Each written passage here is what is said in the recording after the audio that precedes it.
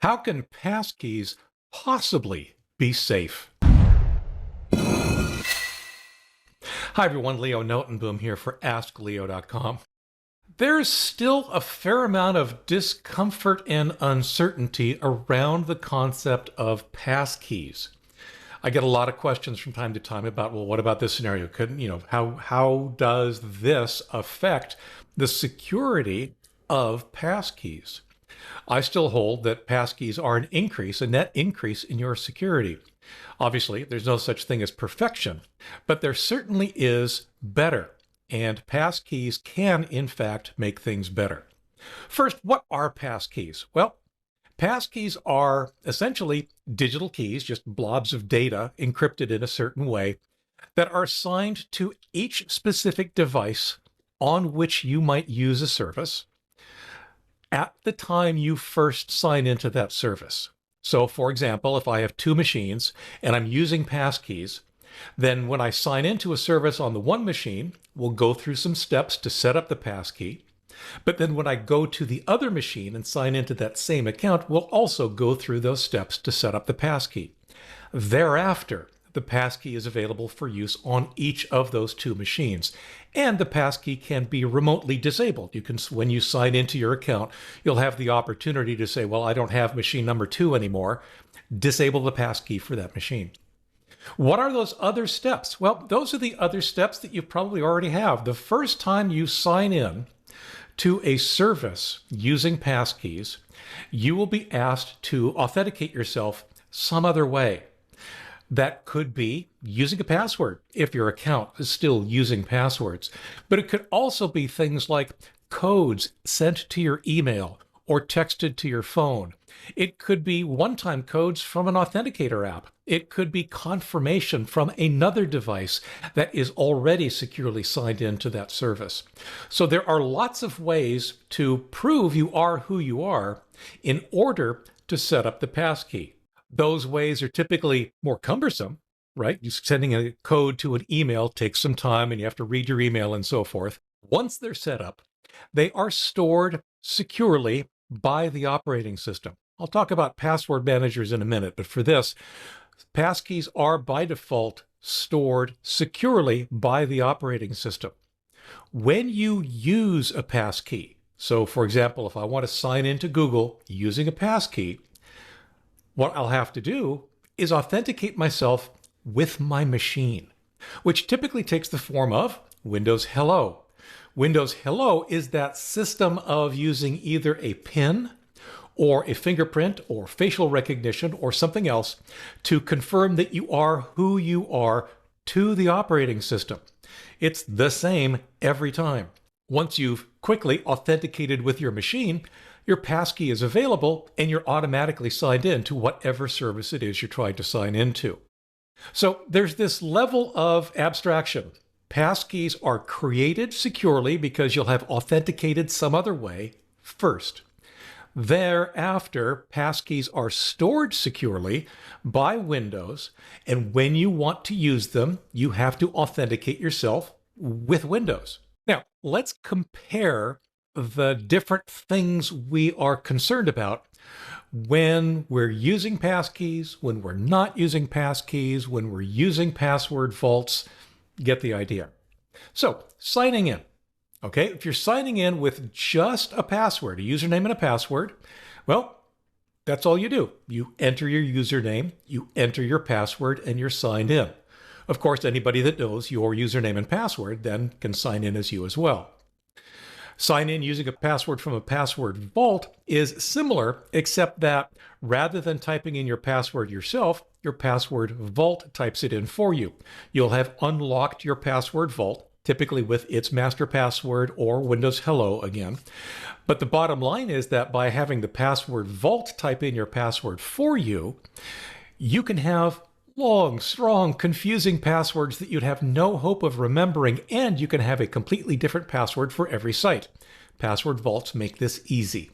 However, you're still stuck with username and password. If the password itself, username and password, is ever leaked, regardless of how strong it is, then yeah, somebody else could sign into your account. Now, if you sign in using only a passkey, That's the scenario I talked about earlier. You've got it set up. What happens is the service you're signing into says, okay, let's use a passkey. The operating system, Windows, says, okay, I've been requested to use a passkey. Let me authenticate with the user first. I will confirm that they are who they say they are. The device confirms you are who you say you are, using, in the case of Windows, Windows Hello, a PIN, fingerprint, facial rec, or whatever Hello gets expanded to someday. Same thing on a mobile device. It'll be the phone that authenticates you as being you by virtue of its security measures, typically PIN, fingerprint, facial recognition. Once the operating system says, okay, yep, this really is the person they say they are, then they provide the passkey that you set up earlier to the service you're signing into, and you're signed in. So what it looks like is you go to the service, it says, okay, let's use a passkey. Windows Hello pops up, you type in a PIN, and you're signed in.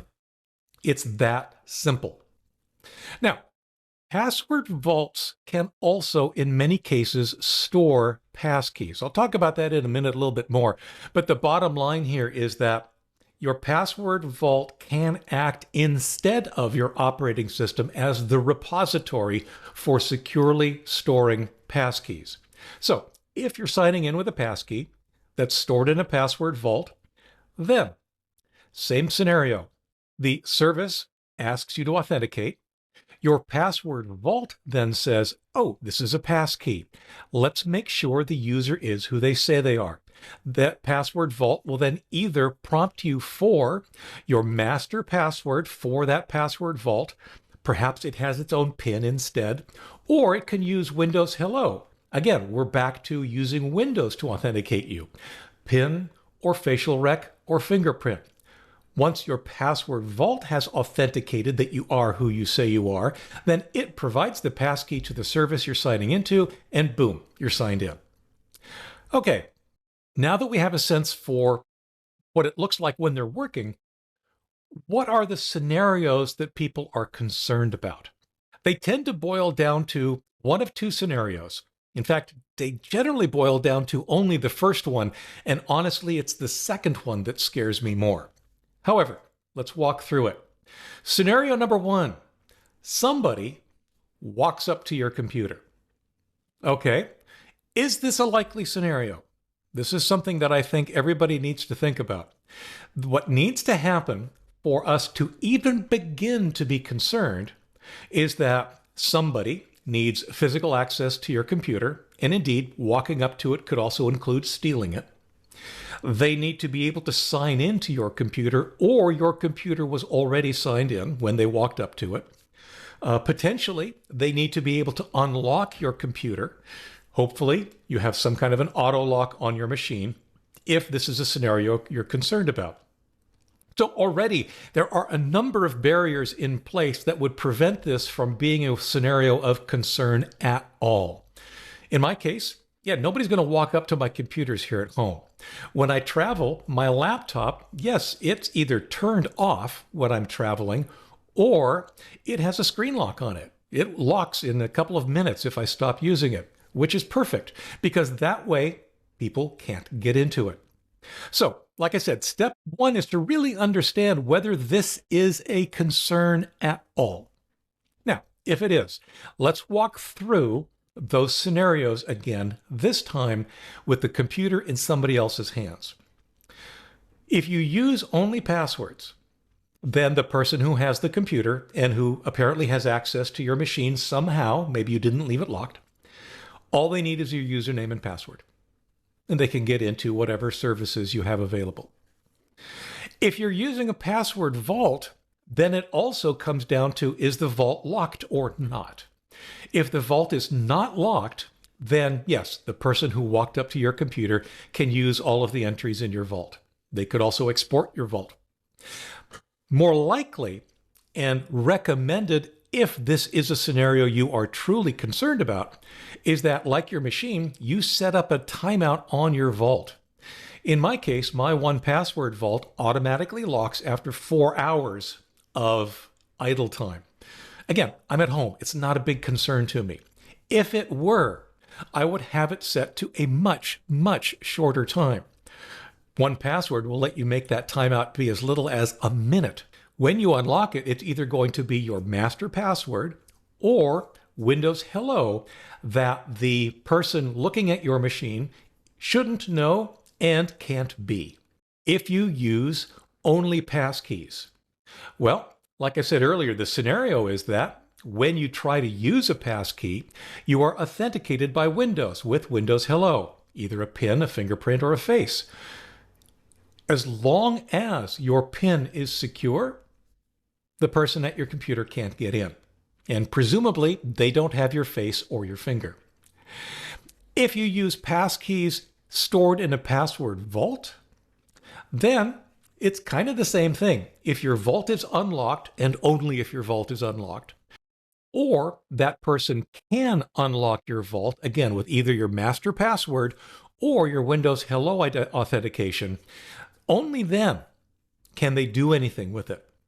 There's nothing for them to steal. If you don't use passwords on an account, if it's a truly passwordless account, then there's nothing for them to steal. Yeah, they may be able to log in with the passkey that's stored in the vault, but they can't do anything other than on that machine at that time. If there's nothing to steal, there's nothing to export, there's nothing they can take with them. The only thing they could do potentially is get into your account and make some changes. So that's the scenario that I think concerns a lot of people. What if my machine is stolen? What if somebody walks up to my machine? And as I said, for most of us, it is simply not an issue. The basic security we have on our machines at home is plenty. Let's face it, we don't let strangers walk into our home and access our computers. If you're traveling, or if this is of concern to you, then it's solved as simply as having shorter timeouts on things like your master password, your Windows access, and so forth. That way, once again, unless they know your master password or unless they know your PIN, they can't get in. The scenario that concerns me more, and I wish people would actually think about this a little bit more, is malware.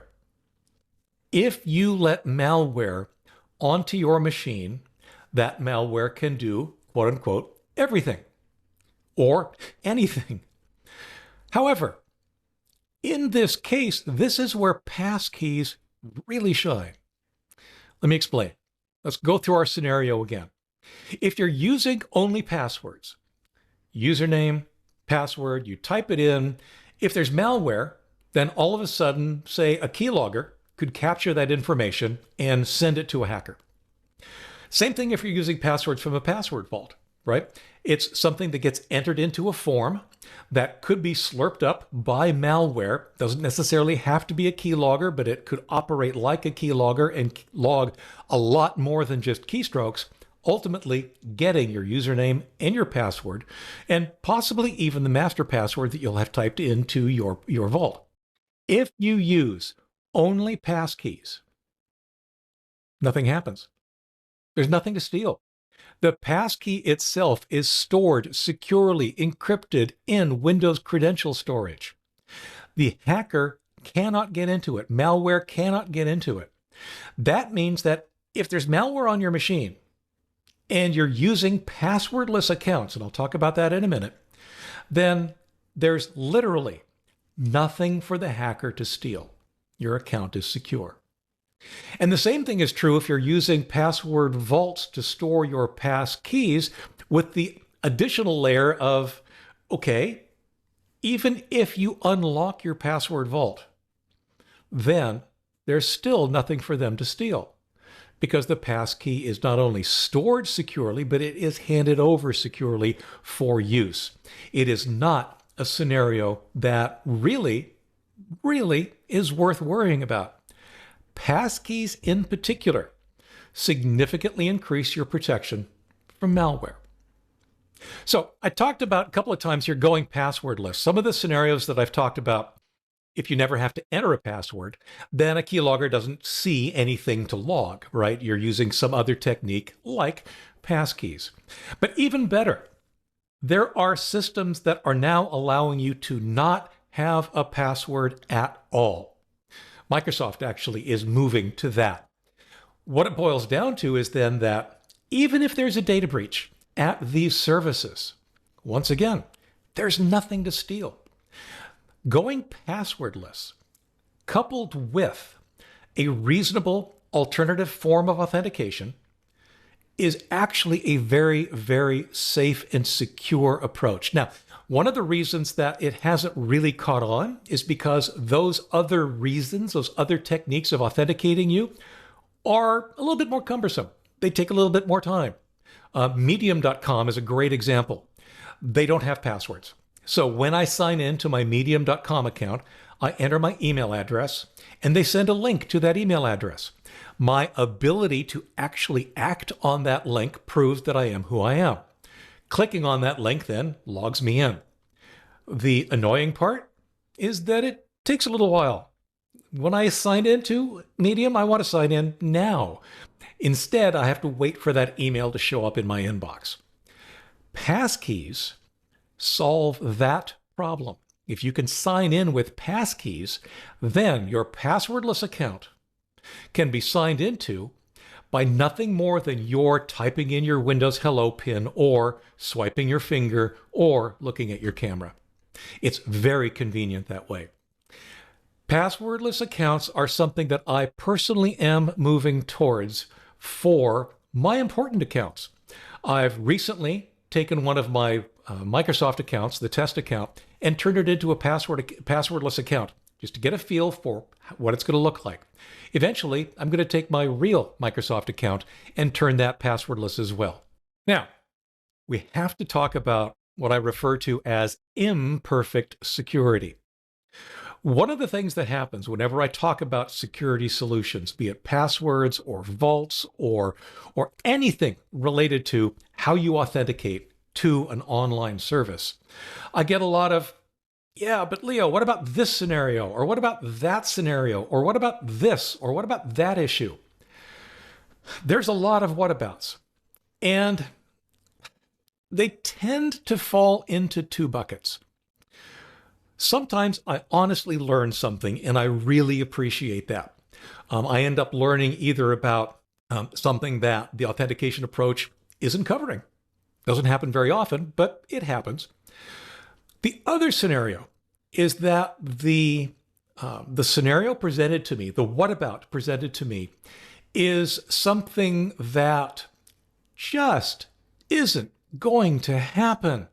It is so incredibly unlikely to happen that, yeah, okay, fine, whatever, I'm not concerned.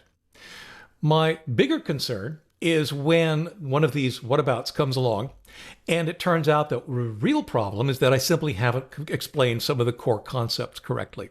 And I get it. With passkeys in particular, that's really, really easy to mess up.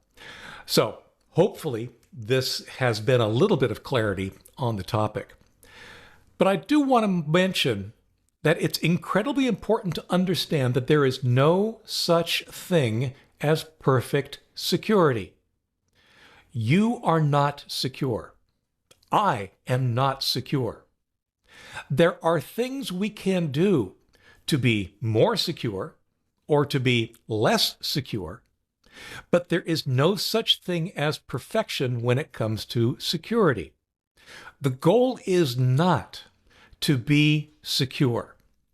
The goal is to be as secure as pragmatically possible for your situation. Passkeys, I think, enable a lot of that. They make a lot of things a lot easier. Now, I'm not suggesting you run out and you turn all your passkey possible accounts into passkey using accounts and you suddenly get rid of all your passwords. That's not what I want you to do. What I want you to do is slowly think about it. Take one of your less important accounts that offers passkeys, turn it on. See how it works for you. See literally how it works step by step. Gain some comfort with it. Then consider going passwordless on that account if it's an option. The other thing to do, of course, is to change your password to something that you can't possibly remember and don't save it. That's the equivalent of going passwordless, as long as you have other ways to sign in, like a passkey. And the final step, of course, is, hey, if you're using a password vault that supports storing your passkeys, great, do that. Because that way, the scenario that I started with, where you set up a passkey on one machine, and then you separately set up the passkey on the second machine, that scenario changes. The first time you set up a passkey and you store it in your password vault, that passkey is then just available in all the other places you use your password vault. Like I said, this is something that I've been doing with 1Password, and it's working really well for me. And then a final, completely unrelated recommendation. Regardless of how you feel about passwords, like I said, I encourage you to investigate them. I encourage you to start using them because they are going to become more and more prevalent in the coming years, and it will take years. More important than that, I want you to turn on two-factor authentication. That, more than anything I've ever talked about, is the best way to secure your accounts. So, for updates, for the inevitable comments, for related links and more, visit askleo.com/168902. I'm Leo Notenboom. This is askleo.com. Thanks for watching.